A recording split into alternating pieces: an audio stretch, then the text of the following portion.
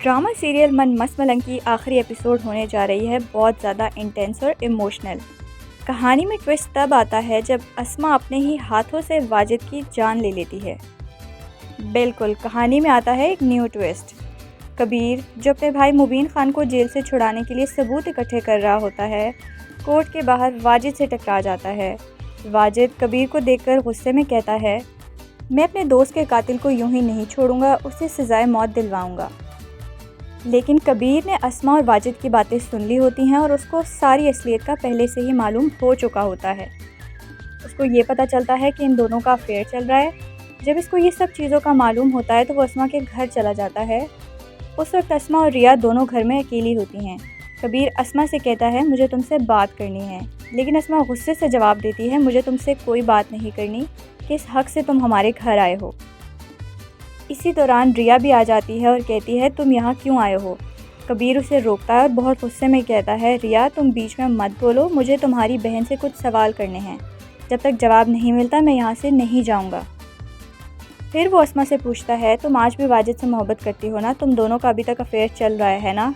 ये सुनकर रिया भी हैरान हो जाती है और अपनी बहन से कहती है, अस्मा जवाब दो, क्या कबीर सच कह रहा है।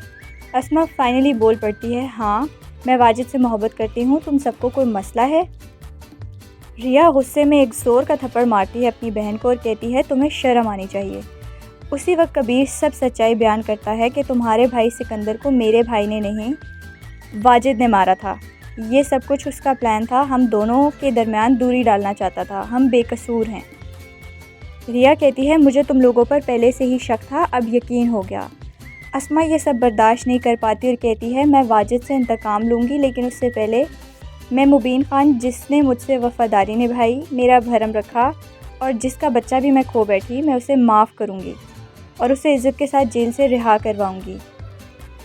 वो अपनी बहन रिया को कहती है, मैं जो करने जा रही हूँ उसके बाद मुझे माफ़ कर देना। रिया काफ़ी परेशान होती है। अस्मा सबको लेकर कोर्ट जाती है और वहाँ मुबीन खान को माफ़ कर देती है।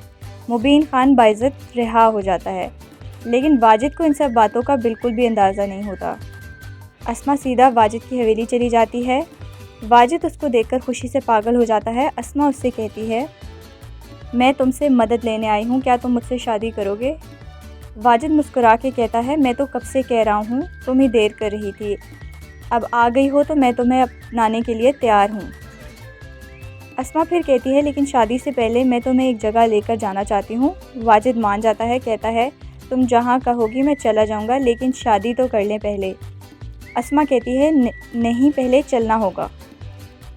वाजिद अस्मा के साथ चला जाता है। अस्मा उसे सिकंदर की कब्र पर ले जाती है। वाजिद हैरान होता है, उसे बिल्कुल भी नहीं पता होता कि अस्मा के पास पिस्टल है। वाजिद कहता है, तुम मुझे यहाँ क्यों लेकर आई हो।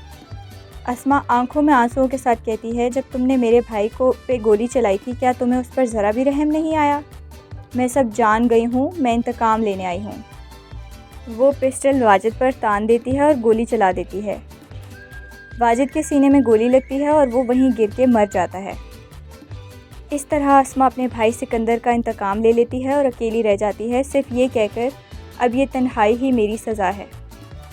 तो बहुत से ट्विस्ट्स और टर्न के बाद ड्रामा मन मस्त मलंग अपने अख्ताम को पहुंच गया है।